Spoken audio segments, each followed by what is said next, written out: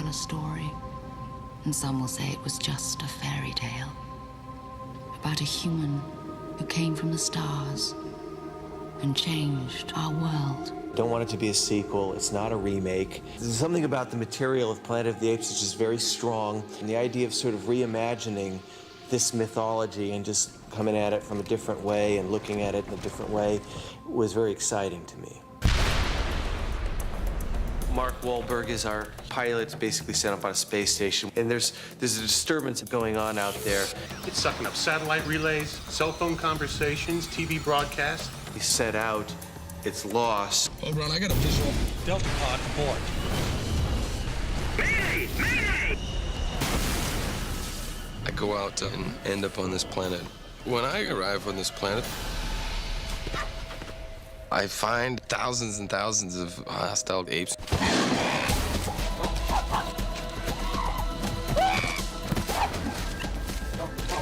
Thade is the general of the army. He's the head of the military, and he finds the humans disgusting. They're to him monsters. He's the villain of the piece, but he definitely represents the sort of the purity of the ape culture on a certain level. This one looked at me. It's disgusting the way we treat humans. It's our world, but turned upside down. It's ruled by apes, and the humans are treated as beasts, as savages, and slaves. Rise when your master enters. It's a reimagination of that basic idea. What if you walked into a world that was turned on its head, a world that was dominated by apes? Get 'em out and get 'em clean! Leo gets captured, and I meet Leo, and in fact save his life, and recognize in him, I think, a similarly sort of rebellious spirit to my own. To see you on the street, they kill you on sight. You stay here, you're already dead. Leo is just such an anomaly to us. He looked the apes in the eye right away, and he is determined and proud and aggressive and strong, and we're in awe of him. Who the hell are they? They all want to see this human who defies the apes. He's an example of what humans can become, which is a sophisticated society, which is something that we want to keep the lid on. Get me the spaceman. When I see these apes and these gorillas that are talking, I mean, it just doesn't seem real to me. Is there a soul in there?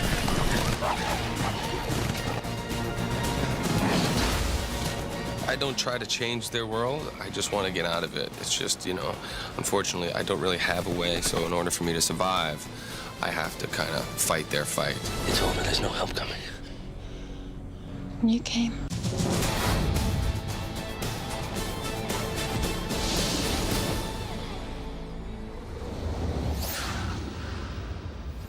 There's an article in here talking about how we're getting ready to wrap up the film.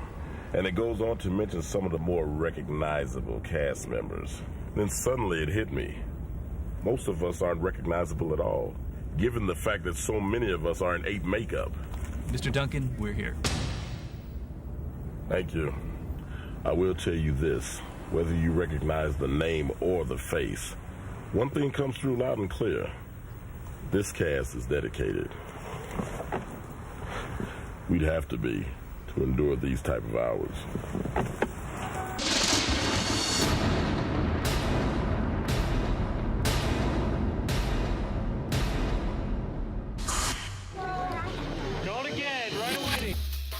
We have a stunning cast. They're all professionals. They're all big stars and have a great body of work behind them. On the human side, we have Mark Wahlberg as Leo, Stella Warren as Dana, Chris Christopherson as Dana's father, Karubi.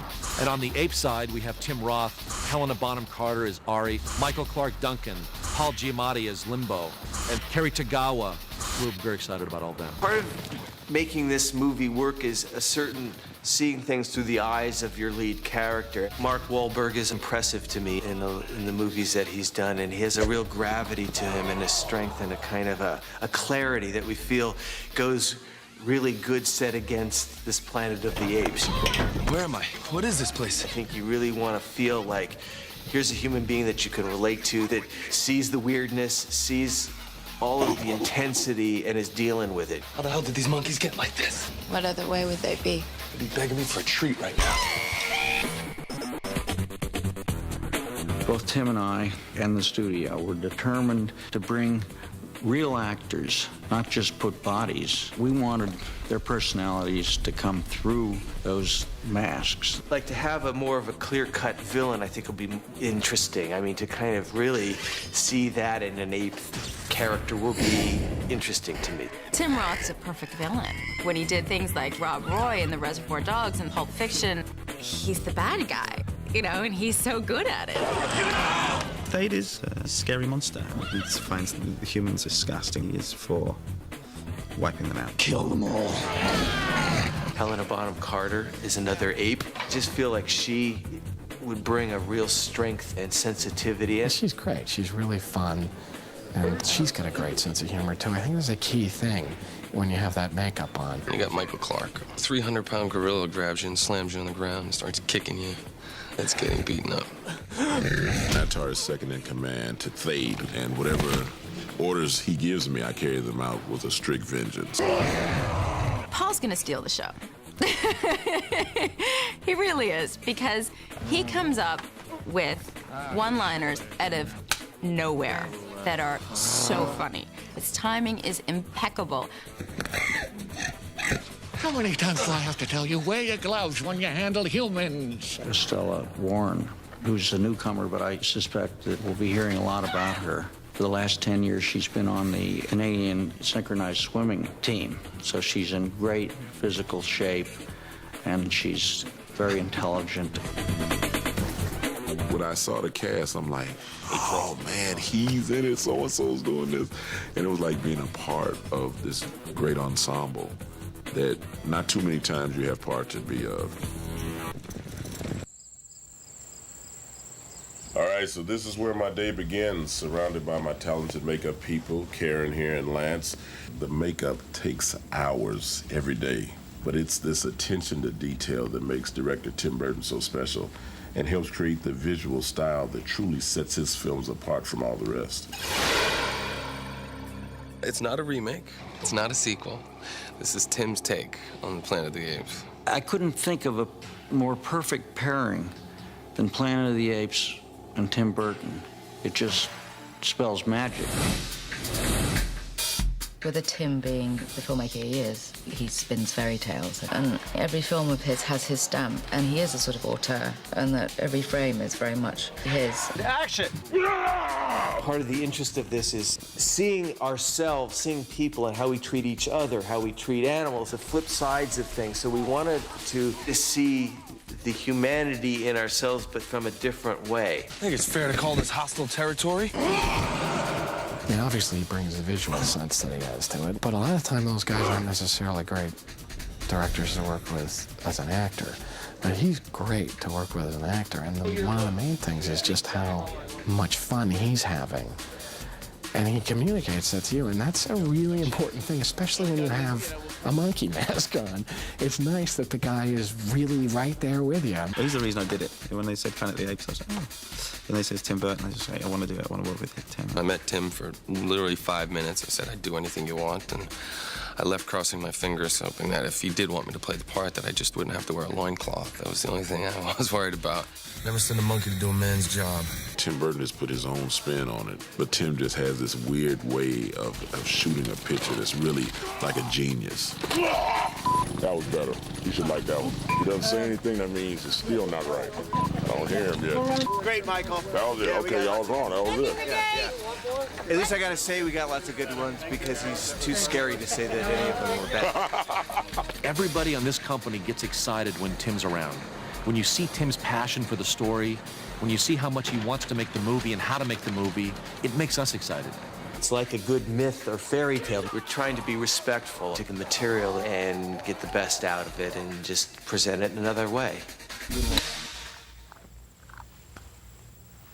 Hey, it's me again, and as you can see, we haven't gotten very far yet, but it's okay. The other actors and I have been doing this for a very long, long time. In fact, before production began, we had to go back to school. Well, it wasn't the type of school you might think with books and pencils and rulers. This was ape school, and our teachers had an entirely different agenda in mind.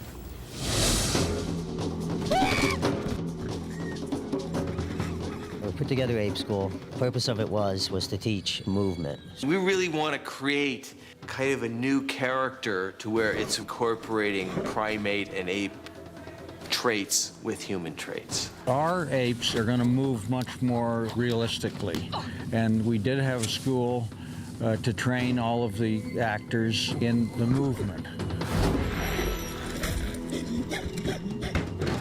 Tim wants the movement to be realistic. So I went and played with chimps, watched apes in the zoo, and just pretended that they were humans in costume. And said, okay, what little things are human that they do? And using all those things that are so similar as a base for the movement. Ape training school was 3 days a week. Horseback riding was 3 days a week. We had to learn to walk like apes, get the mannerisms of apes. Anything you can think of, jump, come down the stairs, you have to do this sort of like an ape. When we first started out, they were all walking like humans. So we had to roll their feet to the outside, so they're actually walking on the outside of their feet, almost bow-legged. Cowboys make great apes because they're bow-legged. It's difficult to teach them how to be an ape because they have to bend their knees out. It's very painful for their knees. We worked with stuntmen, who were guys who kind of specialize in ape movement. We had to do a lot of stuff of learning a kind of basic walk and learning how to use your hands like an ape and pick things up and smell things and ape behavior, sort of grooming yourself. It's better than whether they're a chimp, gorillas, or orangutan. They all carry themselves differently, and each actor had to be taken through the learning process of adjusting to that creature. But they were very specific about the type of ape that they wanted you to be. I mean, I'm an orangutan, so they have very specific ways of standing, and they hang from things a lot. Well, the cool thing about Ape School is kind of like a big playground. Come up with as much, ape stuff as you can. The freedom to have that is what makes little special things, I think, happen in the film. About halfway through production, this makeup routine really got tiring. It was starting to bring out the animal in me.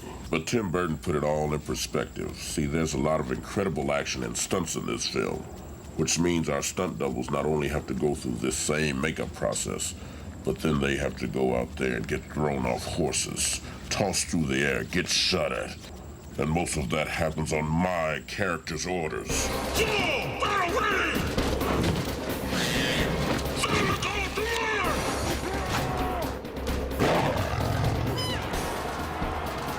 We want to make the action quite intense and quite strong and show the strength and agility that apes can have, and that be the energy of it. This is a picture that will see great action in terms of stunts, apes flying right at you, and wonderful action in terms of the battle sequences. A lot of what we're doing on this picture is very experimental, and I think that will be extended into the action, into the motion. I don't think anyone's ever seen the kind of movement that we're putting into him.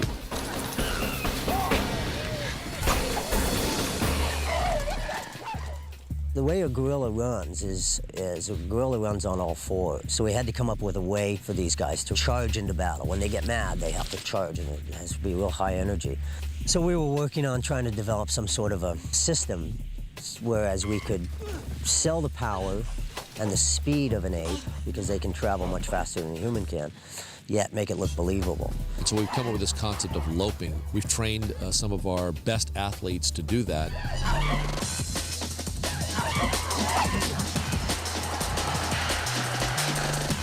Humans can only run so fast in quadruped, so Charlie has invented this treadmill. You're on this long conveyor belt and being pulled behind a truck, and you start off around 15 miles an hour, and then you start quadrupeding, and it looks like you're going 30, So here we are passing horses, and you're just like, whoa! You feel like you're flying. And when you're walking on a treadmill in the airport, and you feel like, wow. You step off, and you're, it's just like that, but even faster.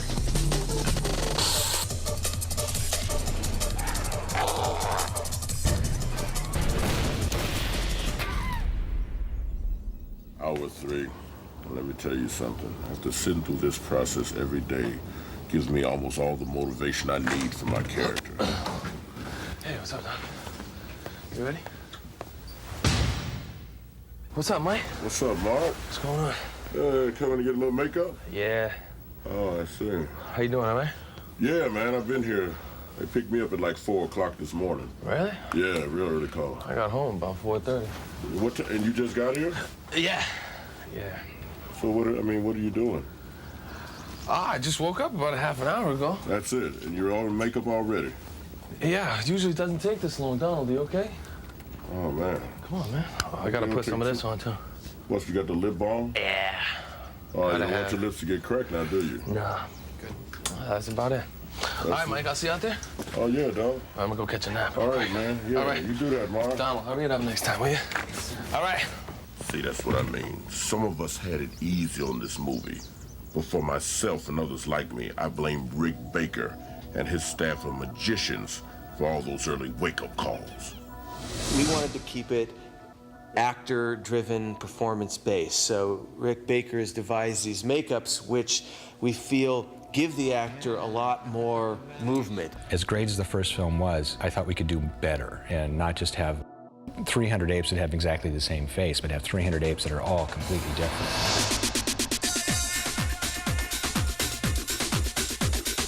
The first film, it was a milestone makeup movie. I thought we need to do it as a makeup movie. How do we do it? Their personalities will come through, and it's not only their voice and their eyes, but their movement, so that you'll absolutely believe that we're dealing with a whole different species here. All my emotions can be done in this mask. It contours every part of my face, which I thought was brilliant, because if I smile, you can actually tell that I'm smiling through the mask. If I'm frowning like this, you can actually see a scowl up here. And that was brilliant on Rick Baker's part. With mask acting, you have to project through the makeup, and that is an extraordinary challenge. You have to reinvent the expressions, so you kind of spend some time looking in the mirror and working on what your new piece of equipment is doing. It's incredibly way more comfortable than you would think, actually. I mean, I don't find it that bad to wear, and I forget that I'm wearing it a lot.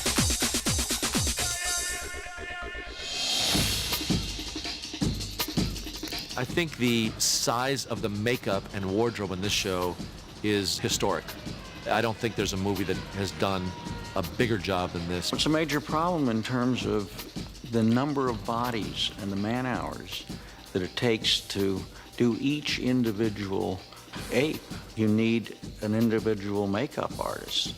It's not just like putting a little powder on. This thing takes 3 or 4 hours to put on.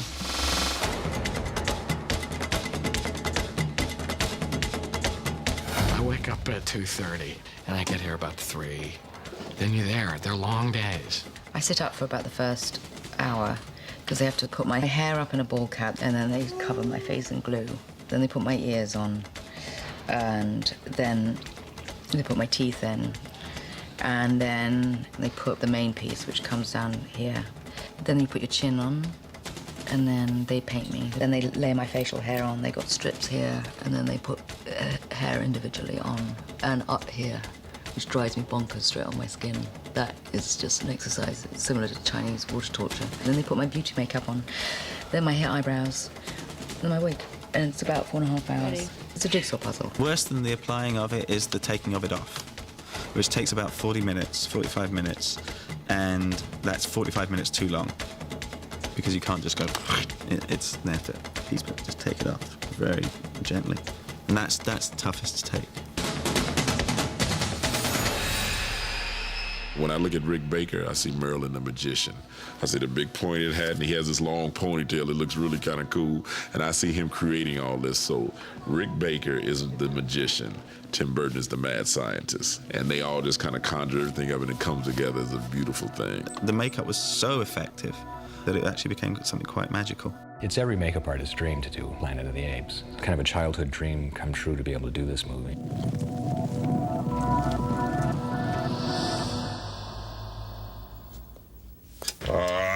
Yes, my armor. It's all the rage this season.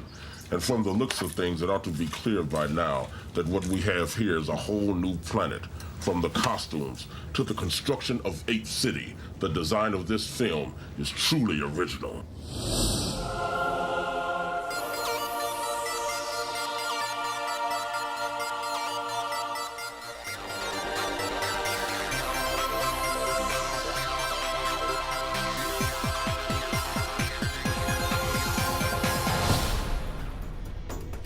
visual elements of this are so important to the character, and you come in on this world, you want to feel like it's a real world.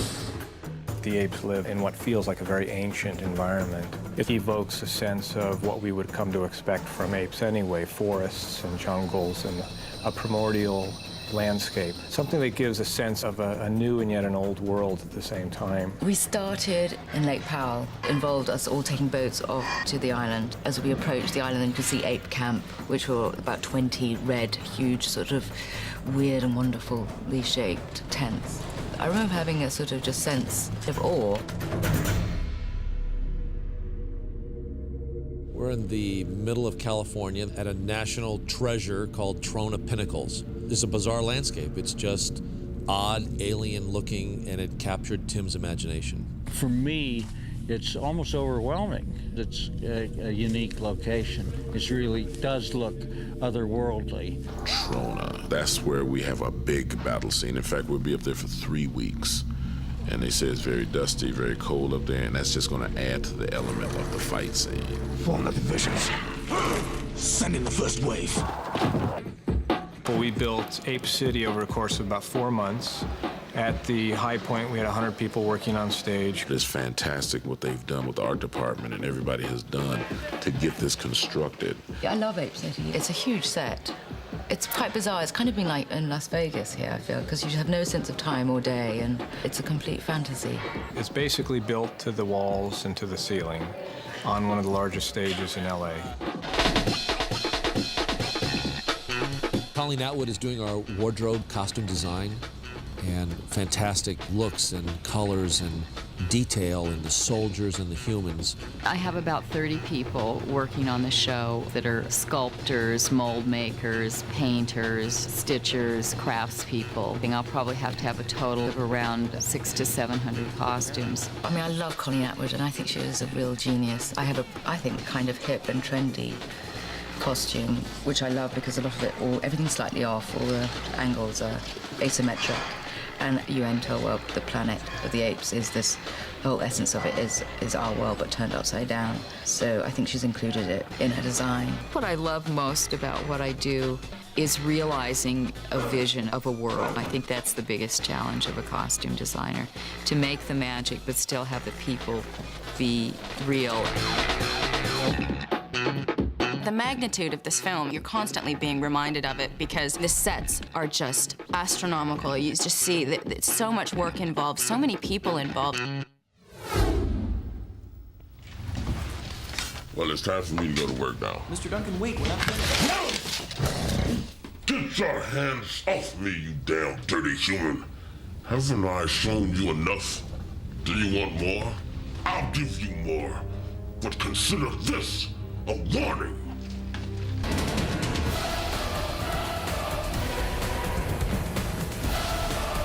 Some humans have escaped. We underestimate this human. Okay, let's go explain evolution to the monkeys.